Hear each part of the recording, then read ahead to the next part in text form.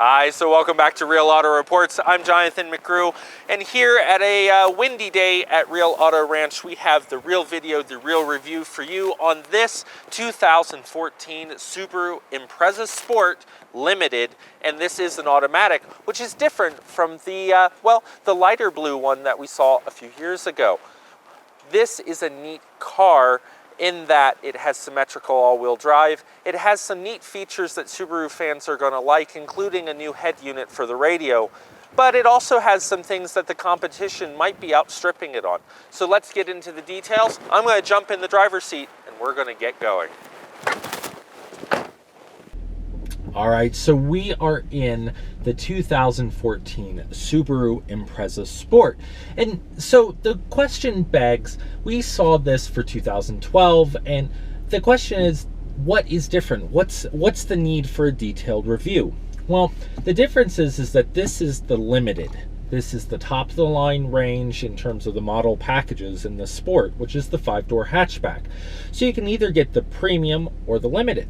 We have the Limited here, and the other difference is that we have the automatic this time. And I wouldn't have believed it if somebody told me, but it is a very different experience. So we're going to pull out here, and we're going to try to tell you where we see the differences in this detailed review, and we're even going to relate it back to that other 2012 model we saw with the manual transmission. Now remember, we also reviewed the 2013 XV Crosstrek, and that is basically this same car with a pretty good lift kit on it and a little bit of more rugged apparel on the outside so that you can do some off-roading. So you can check out those other reviews if you're interested as well. So the XV Crosstrek, it's the orange pearl metallic, you can't miss it, and the light blue Subaru Impreza Sport that we reviewed in the early days of Real Auto Reports when we first started doing these videos for you. Getting back to this car though, it's it's in this lovely dark blue. You've got this lovely kind of cream taupey interior. It is a leather seating surface inside. You have the kind of two-tone aspect with the what I'll call a sort of satin nickel finish on the dash and the accents around the shifter. If you're used to Subarus, this vehicle is going to seem very familiar. In fact, if you're used to Subarus, you're going to wonder why I'm going to complain about a couple things, because the Subaru brand and the people who follow Subaru, I think, are very loyal people. And I think they also like the fact that these cars are, shall we say, a little simpler than a lot of vehicles out there. It has a nice gauge cluster, it has a radio and an improved head unit for the radio, so we do have a color display for the radio. But here's where I'm going to start to talk about this car and what I think bothers me and its good points. Don't worry, we'll get to the good points too. This vehicle is about $25,000 as tested. And so for $25,000, there are a lot of competitors on the market, but there are not many that have the symmetrical all-wheel drive or the lineage that Subaru has. Now that said, $25,000 is still a good chunk of money for a vehicle. And in this vehicle, with the new head unit, we do have some new features like we have the color display. This screen also doubles as the rear view backup camera, which I think is a nice option to have, and indeed is standard on the Limited model to have that rear backup camera. The things you don't have though in this package, and being a Limited, it kind of is hard to digest for me, especially at the price point. No satellite radio, no navigation. So I say that, and why do I say that? Well, just recently we looked at the 2014 Toyota Corolla. Corolla's been one of the best-selling compact cars. Now, mind you, it's two-wheel drive, but at under $24,000, you can get the 6.1-inch touchscreen, satellite radio, the navigation, rear view backup camera, and it's not just that it has those features, it has those features and they're higher quality. The thing I don't like about this setup that Subaru has here in this Impreza Sport is that this radio and the backup camera is not very clear. When you put it in reverse, it's actually, it feels like it's not refreshing fast enough, or it's just not high res enough like you would expect a 2014 model. And remember that these Imprezas aren't all that old. They're only 2 model years old from when they redesigned them and brought out this 2-liter boxer engine that we have in this car. We need to talk about the performance in the car. So that is what we'll talk about next. All right, so we have a 2-liter boxer motor, horizontally opposed. You know, it's actually a decent power motor. I think it's about 148 horsepower, and we'll double check and flash that figure up on the screen because I get all these numbers mixed up sometimes. But the point is that it's a decent powered vehicle, yet it just has never felt that way to me. All the way back to even the XV Crosstrek. I feel like both of those cars that we've tested before, the Impreza Sport before and the XV Crosstrek, were manual transmissions. And I feel like those manual transmissions were just so sluggish from the start. Like if you went from a light, you felt like you were just boom, you know, just it stopped right there. Well, in automatic, and the reason I really wanted to do a detailed review on this car is that the automatic is significantly better from a first impressions and an overall driving perspective.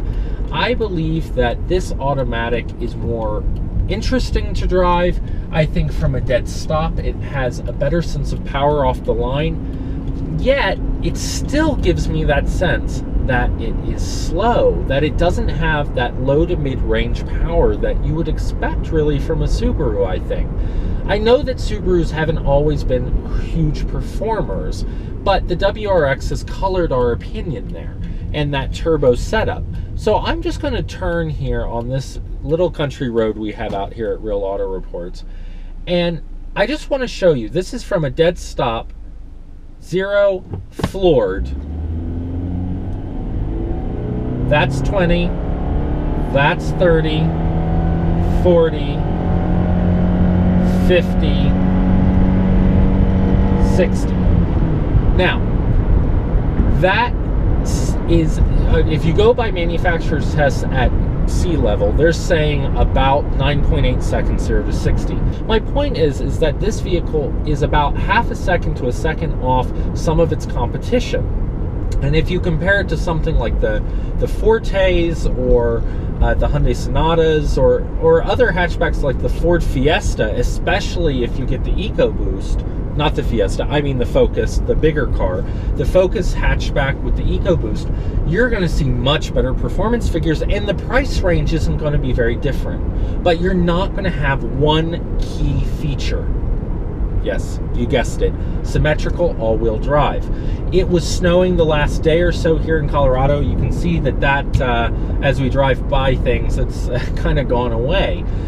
That's one major feature you just can't get away from without looking at this Subaru brand. The all-wheel drive is going to be hard to find in other offerings in this price point, and with the heritage of this Subaru. I mean, sure, you could look at an Audi A3, you could look at, technically you could look at an Infiniti EX, you could look at some of the Honda products if you wanted all-wheel drive in a crossover, but you're not going to get this car-based 5-door hatchback many places with an all-wheel drive system, and I think that's why Subaru still corners the market with this car.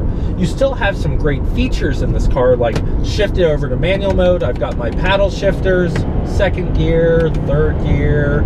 You know, the thing is that it just, I think the previous generation had a better sense of pickup and a better overall torque curve for everyday driving. Where I noticed that the power really becomes an issue with these Impreza Sports is when you're trying to turn left across traffic, make a light from the back row of the queue. So, you know, people start going, the light's green, and it starts to go yellow.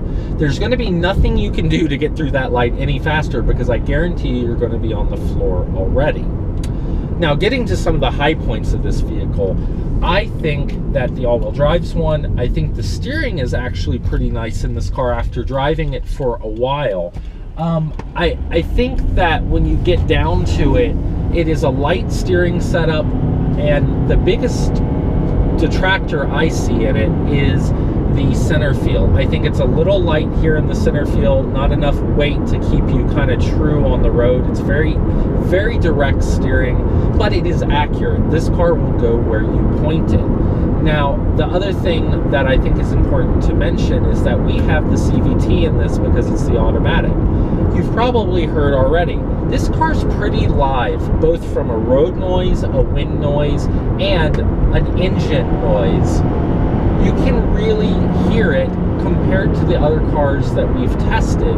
I'm not going to say it's worst in class, but it's definitely not best in class. I noticed the road noise a lot in this vehicle, and it is on the stiffer side of the suspension spectrum. It's going to corner well, it's going to handle well, but remember, you are in a vehicle that is on the more rugged side, even from its interior accoutrements, if you will. This is going to be kind of soft touch up here, so is this part of the dash in here, but then you do have plastic along the glove box and some of these inner trim pieces along the door, and most of the console is going to be plastic. That doesn't help absorb the noise. The more plastic in the car and the thinner the carpet, the more NVH you're going to get in this vehicle. And that's why the other things I did want to point out is that the carpet is nice and soft in this car. It's kind of a regular kind of carpet, I guess, that you would expect, but seems very thin, and that's probably part of what contributes to some of the noise levels in this car, especially that we have a glass sunroof, and it is a very open car from a visibility. You have very large mirrors, and you have good visibility pretty much all the way around the car. I can see over my shoulder, and the only blind spot I really have is that back rear right pillar, but the mirrors really take care of that. And in reverse, you can see what you need to see with the rear view camera. Some features that, I mean, you don't have compared to other vehicles, like you do have the manual mode, which is nice. The things you don't have, this is a completely manual seat, but it does have height adjustment. You have still no lumbar, like I complained about previously, even in this limited package, but I find these leather seats more supportive. So you might actually find that if you go from the cloth to this leather type of material, that you may find the support different because of the material itself. I don't find these as squishy as I do the cloth seats that we saw in the Premium. I still don't like where these heated seat switches are. I find I have to look to turn them on and off, and they're very narrow. And you can see I'm kind of doing the kind of, T-Rex pose here, trying to get to them. I do like the fact that it has climate control. I find it interesting, not a problem, but interesting, that it is a climate control system with full auto that is still analog on the dials. So it's 3 dials, and your temperatures are 65, 75, and 85, and somewhere in between there you're getting other temperatures when you turn the dial around. That, I mean, it's nice to have the automatic, but you can see where this car is really playing in the grand scheme of its appointments. It is a more technologically, how do I put this? Technologically, it is not as savvy as some of the other cars, especially the Korean competitors on the market. And that's what you're going to notice. It's not a high-tech car. It doesn't feel like a high-tech car. But I will bet you that this car feels more capable for people who want to do camping, outdoor skiing, hiking, outdoors sports is what I meant. Biking, you want to put your bike on the roof rack. It's got great roof rails. They're high profile. They're easy to get boxes mounted on and all of that stuff. So I think that's where you're going to find the real high point of this car. The other thing that is interesting is that, well, Subarus definitely have that brand loyalty. So if you like Subarus, you like the way they drive, and you like living with them, it's likely that you're going to stick with the brand, and that is not a bad thing at all. So for Real Auto Reports, I'm Jonathan McGrew, and we'll have the wrap up with me and this car coming up next. So that's the real video, the real review on this 2014 Subaru Impreza Sport. This is the limited model, so it's going to be at the top of the range for the 5-door hatchback. That is what the Sport means. And if you've seen my previous review on this car, you will know that I definitely have some issues with the power coming out of this 2-liter boxer motor from Subaru. I just feel like it has a big flat spot in the usable power area that you would use in this car in town. You go to get through a light, or the light turns yellow and you floor it, and there just isn't that kind of power that you really want. In fact, it's a little disconcerting when you try to jump out across traffic and turn left, because you're left a little flat-footed, even in the automatic. But the irony of this car is that the automatic actually is more pleasurable to drive than the manual. And I never thought in a million years I would say that about a car. But the CVT in this Subaru, I believe, is a more pleasurable drive because the power curve seems to be more in tune to it. And in fact, it does get better gas mileage than the manual transmission. So all things being equal, you probably might, well, I think you should look at the automatic instead of the manual. And that's not my favorite thing to say. In the Limited, though, you have a nice interior. This does have a nice cream style interior and a kind of a two-tone with the darker dashboard. You do have features like heated seats, and you have a, well, visual radio system in this, but no satellite radio, which at about $25,000, I think it should have satellite radio. And even a navigation option when you compare this to the competition like the Focus and the, well, the Toyota Corolla that we saw just recently for 14, the Forte, the Sonata, and so on and so forth.